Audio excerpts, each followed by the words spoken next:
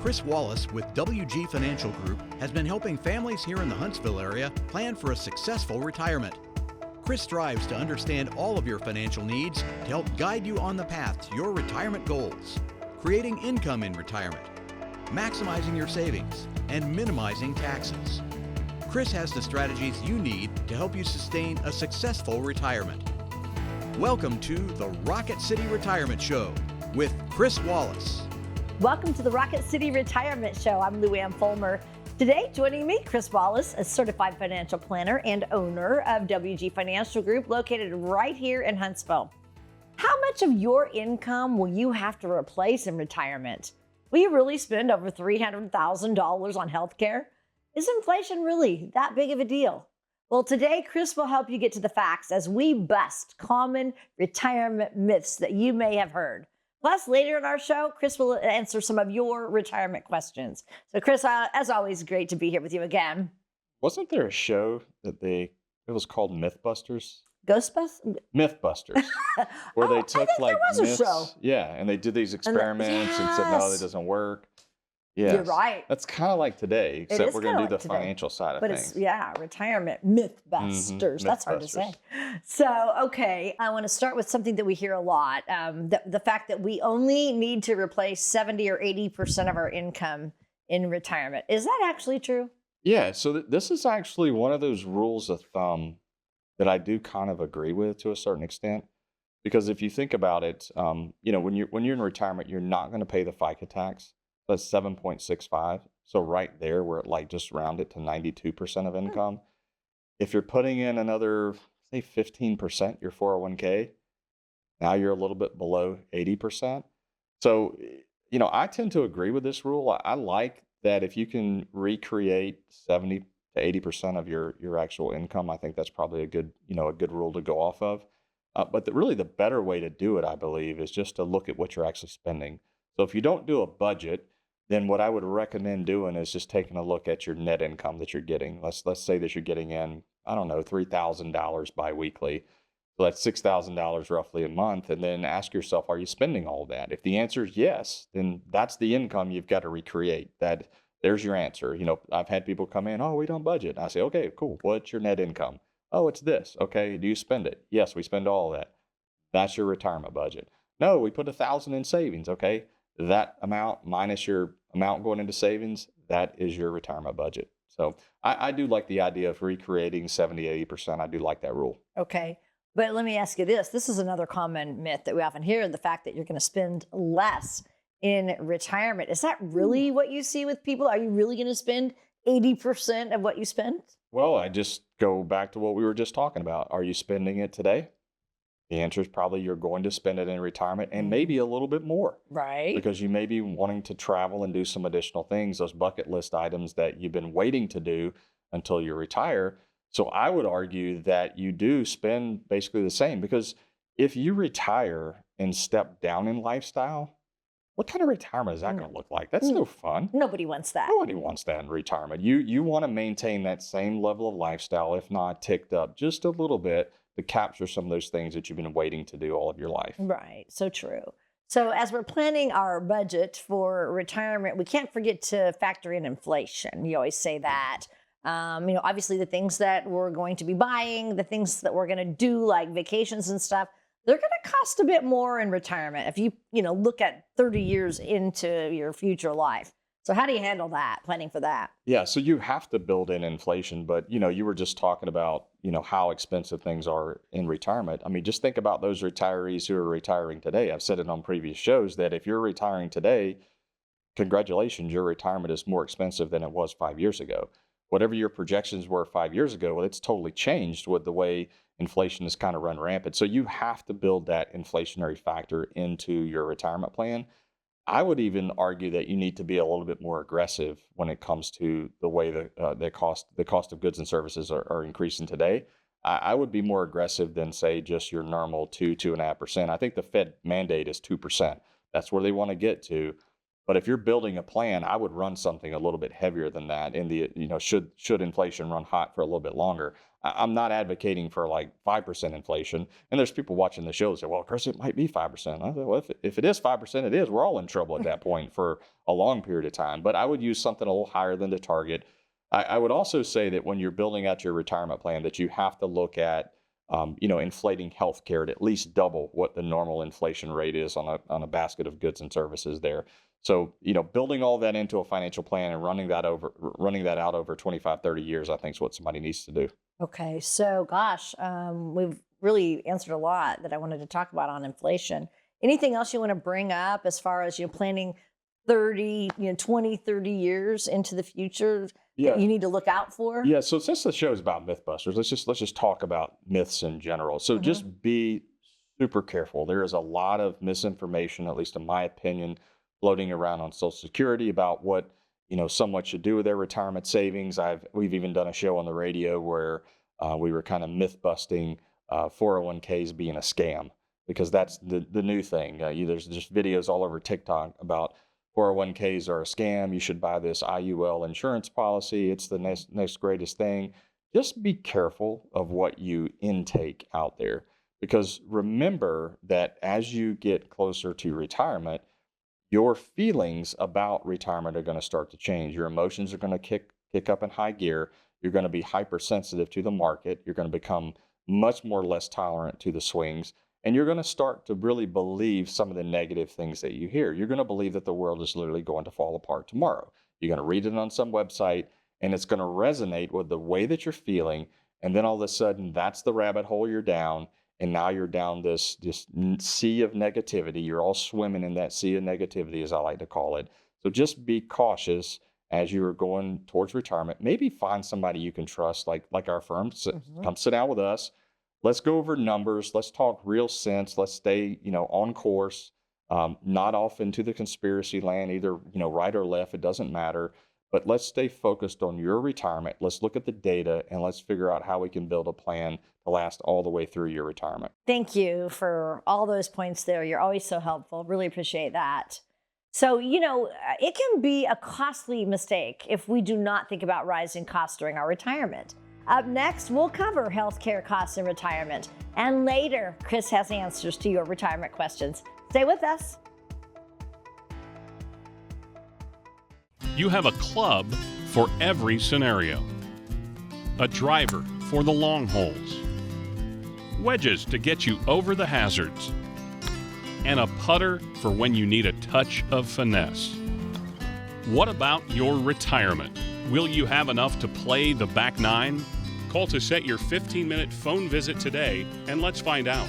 Get a second set of eyes on your retirement plan. There are some things you can't avoid, but you can avoid overpaying taxes in retirement. You may think your taxes will go down in retirement, but that's not always true. In fact, sometimes your tax liability could go up. We're offering a free guide to show how you may be able to pay fewer taxes in retirement. Learn how different retirement accounts are taxed and options to help make your retirement income more tax efficient, all in easy-to-understand terms. Download this free tax guide now to help keep what's yours and avoid overpaying taxes in retirement.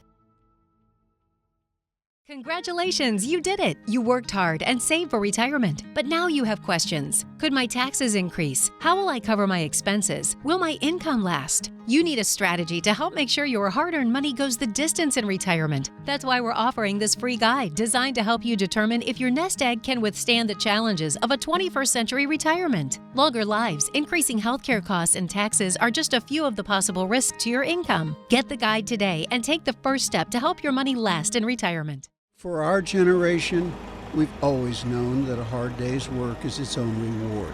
It's something our parents taught us long ago, and it's something we hope continues for our family. Honest work has always been a part of our lives. So for some of us, it's hard to turn off that work switch in retirement. But imagine what can happen when that work switch becomes a life switch. Look at the day that's ahead of you now. 8 hours of your energy, wherever you want to go, whatever you want to do, with whomever you want to be with, and at whatever pace you like. And then you realize A nice day in retirement is its own reward.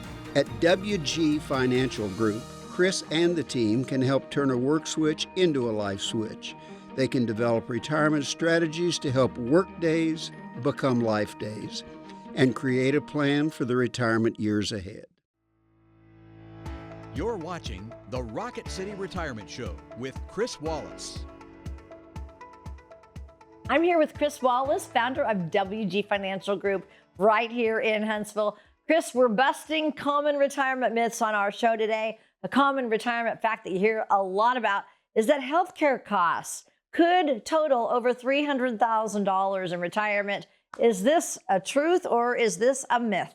It's the truth. It is. If you really do the numbers, you can come up with figures that are pretty close to this. And so if you just take your Medicare Part B premium, if you're a married couple, because that's really what the number's basing off of. If a married couple retires today, what they're expected to pay throughout their lifetime.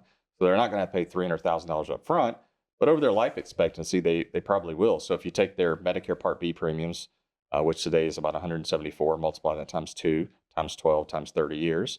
And then if you take your Medicare premium, your Medigap premium rather, and you multiply that times 2, times 12, times 30, and then your Part D premium and the cost of some drugs out there, I mean, you can pretty easily come up with about a $300,000 number over your retirement time horizon. So definitely a truth and definitely something that should be planned for.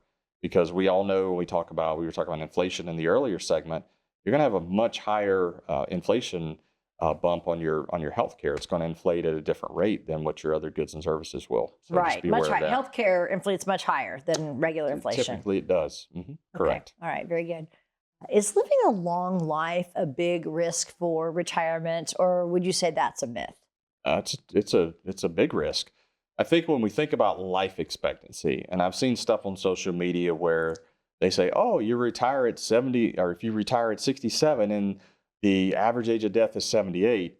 Well, let's back up. The average age of death at 78 is for a newborn, baby girl, baby boy, right? But as you start to live on and you reach retirement, those mortality tables do tend to shift a little bit. So a 65-year-old couple, there's a pretty good shot at one of you making it to your early 90s. So when I'm looking at retirement longevity, you have to assume that the couple is going to live longer than just the average age of 78 when we were born. So I think it's definitely a risk. I think with medications, medical technology that's out there today, and the fact that we're just more aware of it today, we really are. And I think a lot of people say, oh, my parents, lived a long time, so that means I'm going to live a long time. Well, not necessarily. I mean, genetics play a little bit of a role, but they're not a huge player in whether or not you live a long time. What really makes an impact is just what, we know. Diet, exercise, our nutrition, that has a major impact. Now, I've had people tell me, well, my parents passed away at a very young age. Well, guess what? They probably didn't go to the doctor and get a physical every year. In most cases, that's what I find with older men. It's like they're not going to the doctor. I'm 51. I go to the doctor every year. I get my blood work done. I know exactly where things are at so I can keep an eye on my health. So I think that kind of stuff exists today, and it's much more thought about today than it was 30 or 35 years ago. So I think longevity is a real risk. And the other thing I'll mention about longevity, when you retire, it's important to have purpose in your retirement. When you're working, that's your purpose. The job defines you. Today, WG defines who I am today. There will have to be a transition when I get into retirement of another purpose in my life, a place for me to get gratification and really have purpose. And I think that's one of the things that'll help people live a long time as well, is if you have that purpose in retirement, you have kind of your days planned out and you kind of know what things look like. Right. I just can't imagine going into retirement. Like, let's say now I would be going, what will I do with myself all day? I've got to have something that I want to do. Single people that I sit down with, that's the biggest problem why they're still working. Really? A lot of them I ask, well, why don't you retire? I don't know what I would do. Yeah. Like, you have enough money. Why don't you retire? I don't know. I'm not sure what I would do. Right. So you do have to start mapping that out. I'll just tell you, like, for me, I can map out the first half of my day. Yeah. The second half, I'm not exactly sure what I would be doing. And that's part of the risk of people dying early in retirement, is retiring to the couch. If you retire to the couch, you will retire out of here early. Right. So true. So when we are trying to calculate how much we need to pull from our retirement savings, some people have followed the 4% rule, right? It worked then, but my question is that a myth or is that still a true thing? So it's kind of either or, in my opinion. The reason I say that is I think it does depend on when you retire. I think there are several factors on the investment side that go into that as well. Your investment mix, because those studies were done back in the 90s is when the first one was done. There were some other ones done in the early 2000s, and then there's been some follow-up studies that suggest that you should pull a little bit less than 4%. So using it as a rule of thumb, and I've done it in the office before too. Like somebody will come in, they'll show me the asset that they have, and I'll do the quick 4% rule in my head, just to gauge if they're in the ballpark of being able to retire. But I don't think it should be a determining factor on whether or not you retire. There's so many other things that you have to look at. But I think the 4% rule is again, I'll call it a rule of thumb that you can use to get an idea of where you're at. Okay. Any other myths that you can think of that retirees come in with and they say things and you're like, not really? Yeah, like you don't. So the rule of 100. Yeah. Okay, I'm not sure if you know what that is, but that's basically take your age minus 100, and that's how much you should have in stock. I think that rule is silly. So let's say you're 70 years old. Are you telling me that you should only have 30% in the stock market? What if you have a big pension? What if you have a nice Social Security and you don't really need the money from the investment portfolio? Well, theoretically, you could be 100% stock because you don't really need it. I'm not advocating for 70 or 80-year-olds to be 100% stock on the show, but I'm just telling you, like, to me, that is the worst rule ever because it really depends on the person and their situation. If you look at life expectancy, I think if you retire at 60, I think, from a market exposure standpoint, I think you have to be more careful at 60 than you would at 80. Because at 60, you probably have 30 years of life expectancy. So we know the portfolio's got to last a lot longer. But at 80, you're probably less than 10 years, maybe in some cases, of life expectancy. So you could technically have a lot more risk, in your portfolio at that point. Again, not advocating for that. Everybody's different. But I think you have to take these rules of thumb and not look at them as gospel truth. And I'll say it again. Be careful of what you intake on social media. There is a lot of stuff out there. And listen, some of them videos, because you're on social media, you can really get sucked into those things. And then all of a sudden you see somebody and you keep hearing it, and then you read somebody else's material, or you see another video somebody else does, and you're like, my gosh, it must be true. This is the best way to do things. But go, mathematically look at your retirement situation. Go into retirement using the basics so that your retirement plan has the best chance of survival, and stay off the social media and trying to do your financial planning. It can be a disaster in some cases. So true. Yeah. Verify it with math. And by doing that, you can go in and see Chris and his team at WG Financial Group. They will help you do that. So thank you so much for all of that. Straight ahead, Chris will answer some of your questions. The Rocket City Retirement Show continues right after this. There are some things you can't avoid, but you can avoid overpaying taxes in retirement. You may think your taxes will go down in retirement, but that's not always true. In fact, sometimes your tax liability could go up. We're offering a free guide to show how you may be able to pay fewer taxes in retirement. Learn how different retirement accounts are taxed and options to help make your retirement income more tax efficient, all in easy to understand terms. Download this free tax guide now to help keep what's yours and avoid overpaying taxes in retirement. Congratulations, you did it! You worked hard and saved for retirement, but now you have questions. Could my taxes increase? How will I cover my expenses? Will my income last? You need a strategy to help make sure your hard-earned money goes the distance in retirement. That's why we're offering this free guide designed to help you determine if your nest egg can withstand the challenges of a 21st century retirement. Longer lives, increasing healthcare costs, and taxes are just a few of the possible risks to your income. Get the guide today and take the first step to help your money last in retirement. For our generation, we've always known that a hard day's work is its own reward.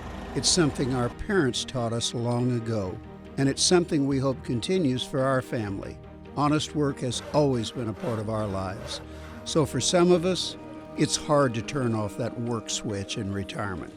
But imagine what can happen when that work switch becomes a life switch. Look at the day that's ahead of you now. 8 hours of your energy, wherever you want to go, whatever you want to do, with whomever you want to be with, and at whatever pace you like. And then you realize a nice day in retirement is its own reward. At WG Financial Group, Chris and the team can help turn a work switch into a life switch. They can develop retirement strategies to help work days become life days and create a plan for the retirement years ahead. You're watching the Rocket City Retirement Show with Chris Wallace. Now it's time to get to some of the questions that you have for Chris today. Are you ready to get started? Let's do it. All right, here we go. Your first question is from Miranda in Decatur. And she says, I inherited an IRA from my father a few months ago, but I have no idea what to do with it. Where do I start? Yeah, that's a really good question. I actually ran into this internally in my own client base where I did not, a client lost a father and he did not reach out to me soon enough. And what happened was the banking institution that he worked with just gave him the check. And when they gave him the check, they basically wrote him all the tax liability at that point because the money had been taken out of the inherited IRA. And with an inherited IRA, you cannot do what's called a 60-day rollover. You basically, you're stuck with the taxes. Now, fortunately, in his case, the amount of money wasn't a massive amount of money. So it was a little bit smaller. So he's just going to have a smaller tax liability. So I'm hoping that with this question here, that this caller or this, listener, viewer is not in that situation. Hopefully, when that money was inherited, they rolled it into an inherited IRA. Now, depending on how old this viewer is, you can invest that more aggressively. You can invest it, more conservatively. It just depends on where that person is in their, retirement journey, if you will. But the main thing is when you have a non-spouse beneficiary pass away, it is really important because the Secure Act 2.0 gives us 10 years to pay the taxes. So it's really important that you take that IRA and have that custodian set up a beneficiary IRA right there. That way you have that 10-year clock to be able to pay all those taxes. If only that father had done that already before he passed. Yes, not the father, it was the banker's fault because I had my client call back and say, listen, there's no way around this, but unless we can somehow retract the money that was given to you, because you can't do the rollover. And so when he went back to see the banker person told him that, well, you can just roll it over. It's like, no, you can't do that with an inherited IRA. That rule does not exist there. Mm-hmm. So it's going to end up costing him, a little bit in taxes, not a massive amount, but nobody likes to pay more than they should have to pay. No, right? Exactly. That's the whole point. Right. All right. Another question. This comes from Jane in Madison. She says, my husband and I saved a lot of money in 529s for our 2 kids to go to college. Our oldest ended up getting into West Point and didn't need it. Our youngest went to a technical school and we couldn't use it. My question is, what do we do with these accounts now? Yeah, so used to, a few years back, you're stuck with the 529s. There's nothing you can do with it. I say nothing you can do with it. If you take money out of it, you're going to get hit with a penalty and you're going to pay the taxes on it. But now under the Secure Act 2.0, they allow you to do Roth conversions. Basically, you're able to take the 529 money and roll it over to a Roth IRA. But there are a lot of rules with this. So the thing that I'm going to tell you right off the bat is that she should get with her tax accountant or CPA and make sure that she follows the rules to rolling this over to a Roth, because you're limited to the contribution limits that are available today. So for example, if you're above the age of 50, you can put, if you're under a certain amount of income, you can put $8,000 a year into a Roth IRA. Well, that contribution rollover from the 529 is limited to that same contribution amount. So $7,500 below 50, $8,050 or above. And there is no income limit. So even if they make $500,000, they can still take some of that 529 and put it into a Roth IRA, but it has to be done properly. So that's kind of why I'm saying, there's a lot of rules here. There's also probably some further tax clarification to come out because this rule is very new, but this does give an avenue out of it. The other thing that they can do is they can change the beneficiary to another grandkid or something like that. But if they do that, then that Roth IRA clock is probably going to start over. That's probably some of the gray area in this new rule. So again, refer to your CPA there, but there are some ways to get out of some of that. Right. Well, I'm glad she wrote that in. That's a great question. Yeah, you know? that's a kind of a hidden rule that not yeah. a lot of people are going to know about as well. All right, here's another question. This is from Donald in Meridianville. And he says, I've heard you talk about annuities as an option in retirement planning. What exactly makes an annuity a good option for some people? Aren't you still just relying on that company to come through for you? How is that any different from just buying stock in a company? Well, that's a great question. Let's lean towards the guaranteed income route. So if you're looking at an annuity for guaranteed income, yeah, he's right. You're going to do that on the claims paying ability of the insurance company. So you want to pick a highly rated company because they're going to make you a guaranteed payment for the rest of your life.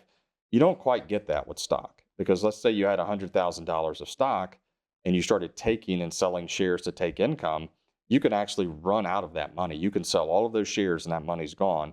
With an annuity that is guaranteed for life in terms of income, that annuity will continue to pay you for the remainder of your life. So they're really two different animals. One's an insurance product, one's a securities product. They work a little bit differently. Stock, you're going to get a lot more growth out of. You can also get a lot more loss out of. The annuity, you're going to get income out of it. That's primarily what they're designed to do. Very good. Allison in Hazel Green asked this. My dad is 78. We've been talking about his financial situation and trying to get his affairs in order before anything happens to him. I'm learning how unorganized things have been until now, and it seems like every other week he's calling me about another CD he's found. How do I make sure that we are not missing anything when we're trying to account for all of his assets? Well, first of all, you need to start a list for sure, because I've seen this a lot where people have stuff scattered everywhere. And you have to start wondering, why is that? Well, they talk to different people. They go to different banks and they're like, oh, this bank has a CD for this rate. This one has it for that rate. Next thing you know, you've been talked into putting money in different places. The other thing I've heard is, oh, I'm just diversified. I have money in all different locations. But what it has done is it's made it very hard for the beneficiaries to follow where the money's at. So I would start to create a list and go through, if this were my dad, and try to figure out where is everything at and create like a master list so that you have that, not that we're wanting him to pass away or anything like that, but eventually that will happen. Mm-hmm. So you want to make sure everything's nice and organized so that when you do inherit all that, you know where everything's at. Awesome. Appreciate all of your insights, Sure. Chris. So if you want to know ways to generate lifetime income, reduce your tax bill, and maintain your lifestyle in retirement, reach out now to start planning for your ideal retirement. For Chris Wallace of WG Financial Group, I'm Lou Ann Fulmer, and we hope you have a great day and an even better retirement.